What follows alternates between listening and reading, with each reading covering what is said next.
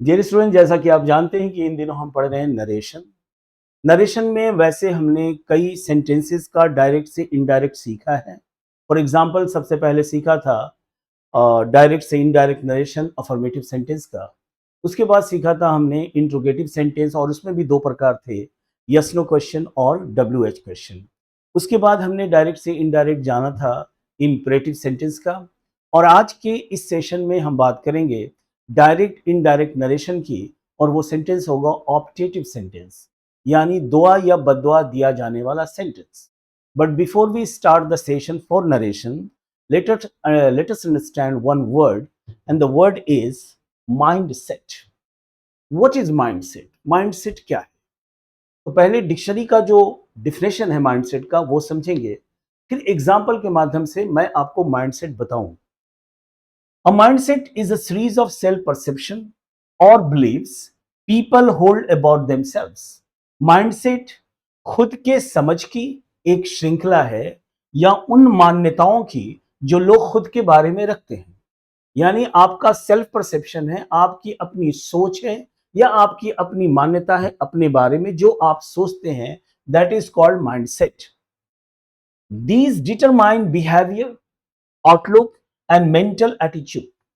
ये जो परसेप्शन है, ये जो बिलीव्स है, ये तय करता है हमारे बिहेवियर को कि हमारा बिहेवियर कैसा होगा, आउटलुक हमारे दृष्टिकोण को यानी हमारा नजरिया कैसा होगा, और ये तय करता है हमारे मेंटल एटीट्यूड को कि हमारे मानसिक अवस्था, मानसिक प्रवृत्ति क्या होगी।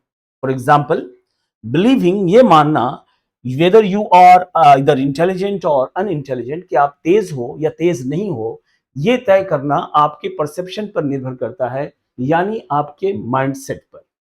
ये था डिक्शनरी का मीनिंग। अब हम माइंडसेट को कुछ एग्जाम्पल से समझने की कोशिश करेंगे। ओके, तो सबसे पहले बहुत ही सिंपल सा एग्जाम्पल से मैं अपनी बात रखूंगा। This one is bucket. This one is bucket. अब अंधेरा है और आपके माइंड में इस बाल्टी के बारे में परसेप्शन ये है कि it is full of water. It is full of water. आप अंधेरे में जाते हो इस बाल्टी को उठाने के लिए, ये सोचते हुए कि ये बाल्टी भरी हुई है। तो आप सोचें कि क्या होगा। आप गए कि बाल्टी भरी हुई है और वास्तव में ये बाल्टी खाली है। इस बाल्टी में कुछ भी भरा हुआ नहीं है, ये बाल्टी बिल्कुल खाली है।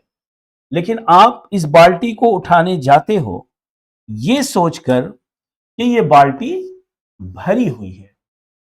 तो क्या होगा? क्योंकि जैसे ही आपके माइंड में ये विचार आया कि ये बाल्टी भरी हुई है, तो आपके माइंड की वजह से आपके जो थॉट्स हुए, आपके जो एक्शन हुए, उसने जो एनर्जी रिलीज किया वो उस मात्रा में रिलीज किया कि ये बाल्टी भरी हुई थी। और जब उस बाल्टी को आप उठाते हो ये सोचकर कि बाल्टी भरी हुई है जबकि वो खाली थी, तो क्या होगा कि आप पीछे की ओर गिर जाएंगे, चूंकि आपने एनर्जी ज्यादा लगाया था।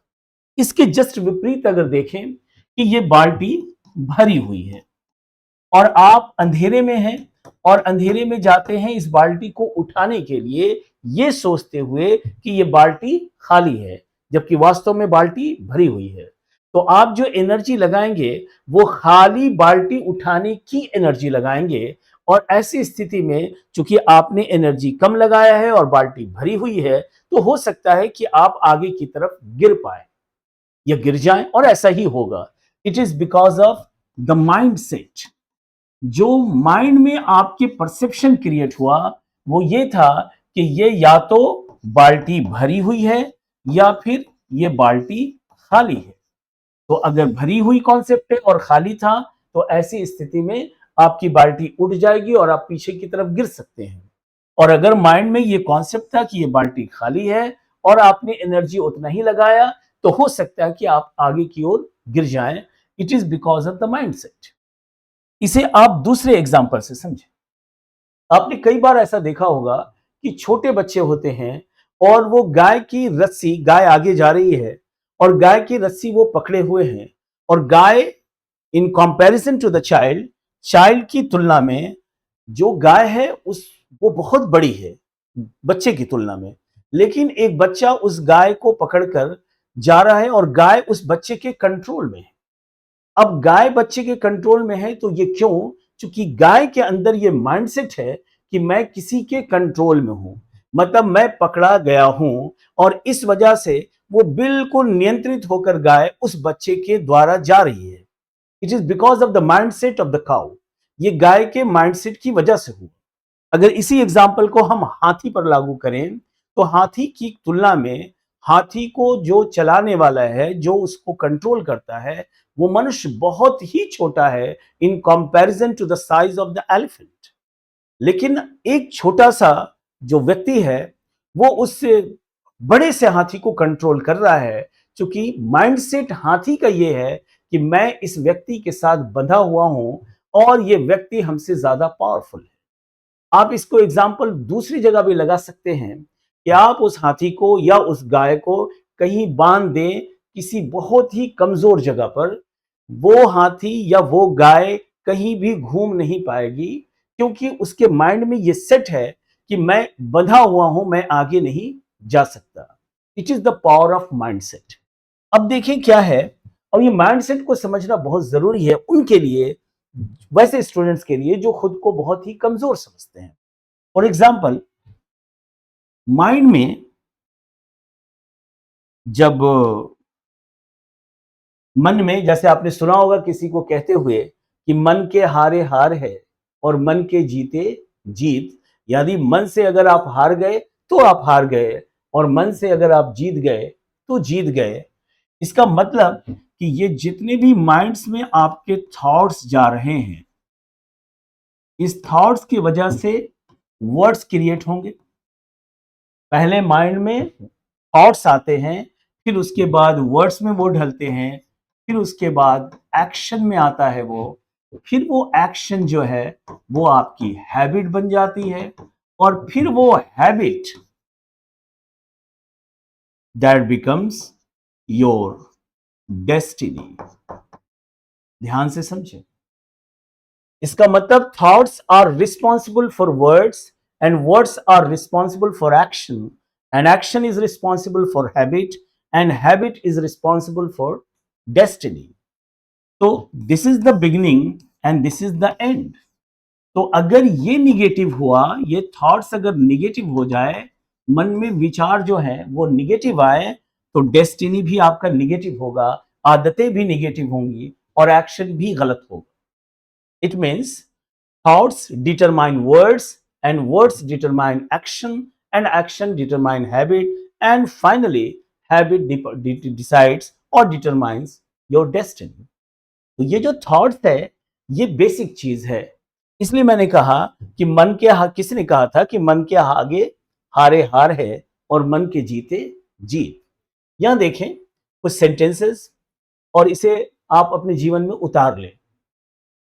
The writer of these lines say, watch your thoughts, they become your words. Watch your thoughts, they become your words. ध्यान दें अपने विचारों पर। Watch means ध्यान दें, देखें अपने विचारों को, क्योंकि वो शब्द बन जाते हैं। And watch your words, और फिर अपने शब्दों पर ध्यान दें। They become your actions, फिर वो आपके एक्शंस बन जाते हैं। And वॉच योर एक्शंस, और फिर अपने एक्शंस को देखें। दे बिकम योर हैबिट्स, फिर वो आपकी आदत बन जाती है। एंड वॉच योर हैबिट्स, और अपनी आदतों को देखें। दे बिकम योर कैरेक्टर, वो आपका चरित्र बन जाता है। एंड वॉच योर कैरेक्टर, और अपने चरित्र पर ध्यान दें, because it becomes your destiny, क्योंकि ये आपका भाग्य बन जाता है।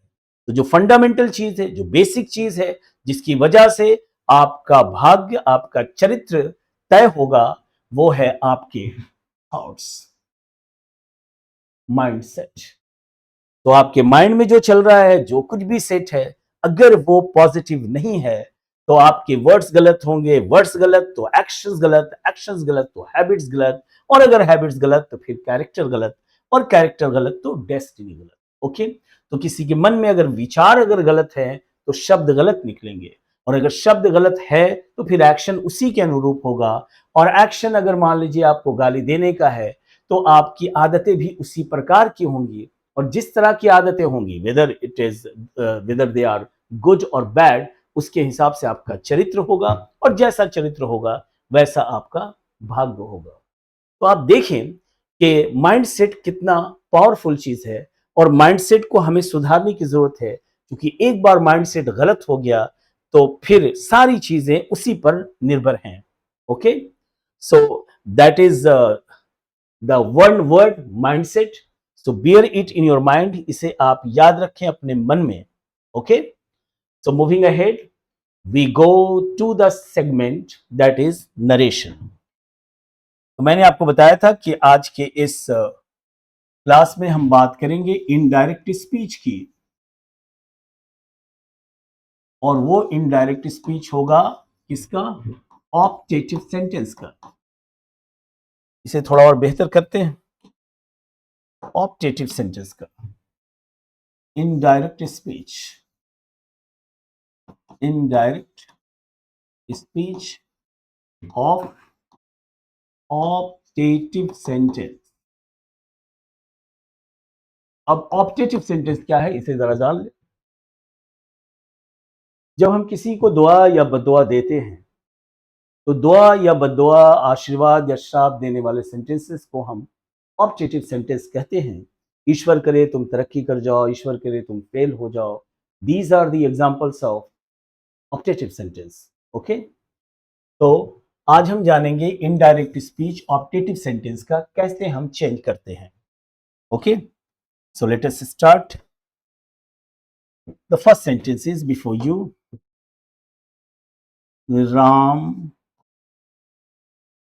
said to me, राम ने मुझसे कहा, may you pass। ये मार्क ऑफ एक्सक्लेमेशन देंगे। Ram said to me, may you pass। Ram ने मुझसे कहा, ईश्वर करे तुम पास हो जाओ। यहां भी कॉमन सेंस अप्लाई करेंगे। मैं कुछ बताऊंगा नहीं, मैं सिर्फ हिंट दूंगा, और आपको बताना है कि से किस में बदलेगा, मतलब रिपोर्टिंग वर्ब का जो सेड है वो किस में बदलेगा। राम ने मुझसे कहा, ईश्वर करे तुम पास हो जाओ। तो राम ने मुझसे कहा, मुझे बताया, मुझसे पूछा, मुझे आदेश दिया, राम ने मुझे दुआ दी, या राम ने मुझे बद्दुआ दी। तो राम ने मुझसे कहा, ईश्वर करे तुम पास हो जाओ, तो हम बनाएंगे राम ने मुझे आशीर्वाद दिया, राम ने मुझे दुआ दी, राम ब्लेस्ड मी, कि मैं पास हो जाऊं, that I might pass.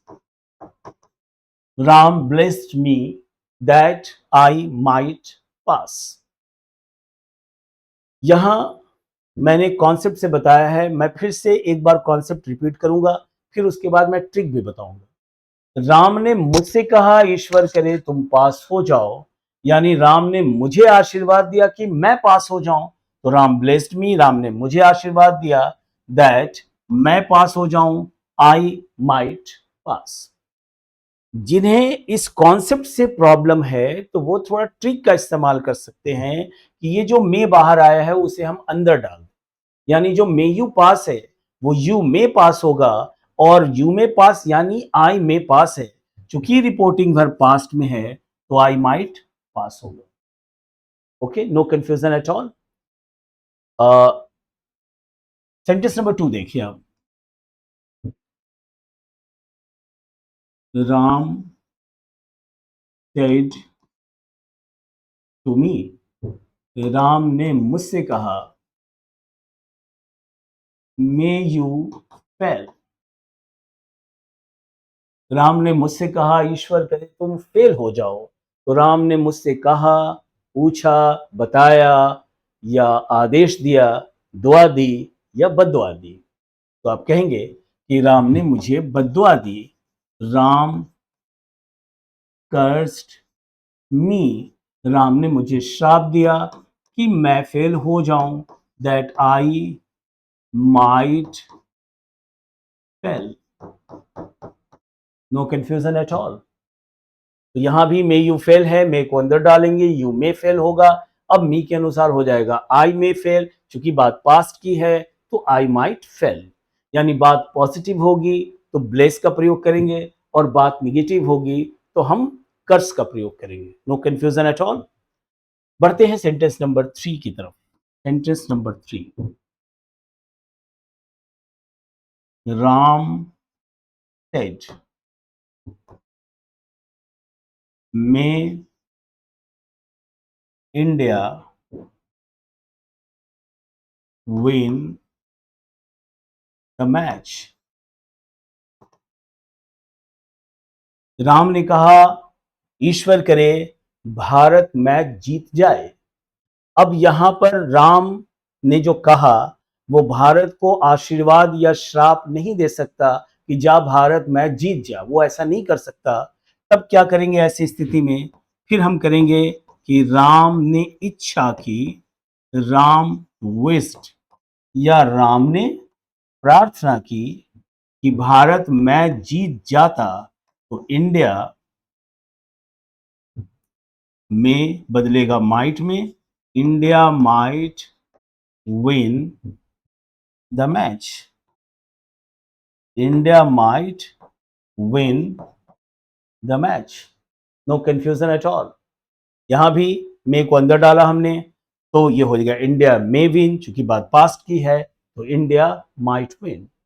I hope you must have understood and you may not have any doubt. तो इस पर कुछ क्वेश्चंस और बनाते हैं।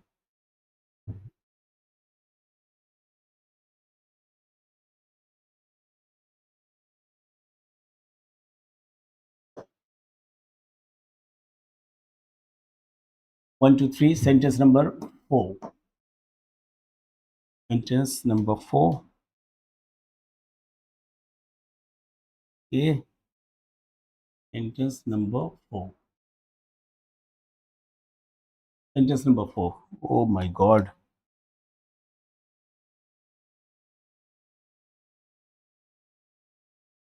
Sentence number 4. She said to him,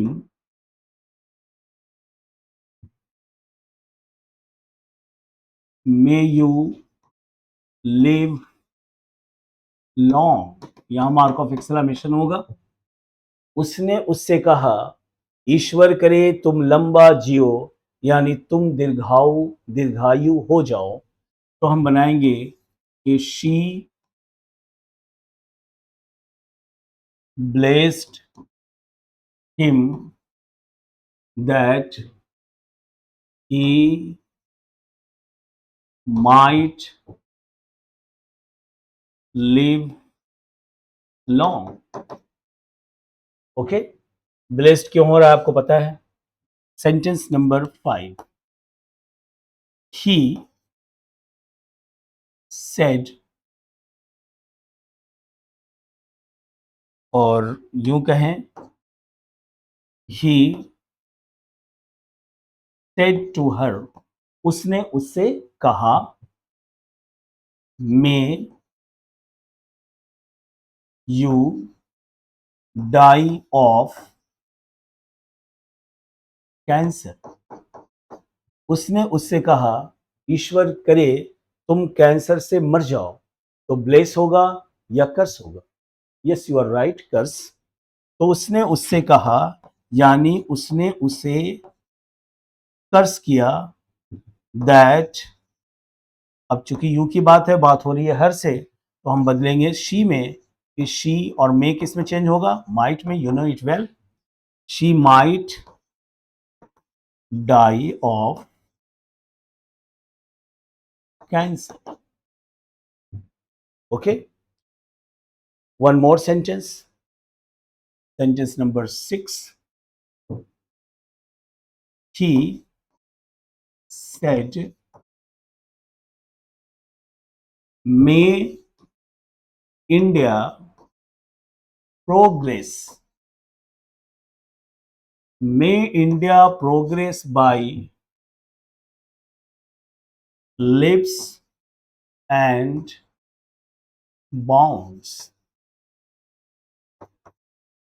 By leaps and bounds, this is an idiom. इसका मतलब होता है दिन दुनी रात चौगनी, मतलब बहुत ज्यादा। तो उसने कहा कि ईश्वर करे कि भारत दिन दुनी रात चौगनी तरक्की करे, तो हम बनाएंगे कि उसने विश किया या उसने प्रे किया। तो ही विश्ड दैट, बहुत ही आसान है। इंडिया में को चेंज करेंगे माइट में, इंडिया माइट प्रोग्रेस, और बाकी सारे इडियम मतलब सारे वर्ड्स जो है उसे उतार देंगे जहां वो है, by leaps and bounds. No confusion at all.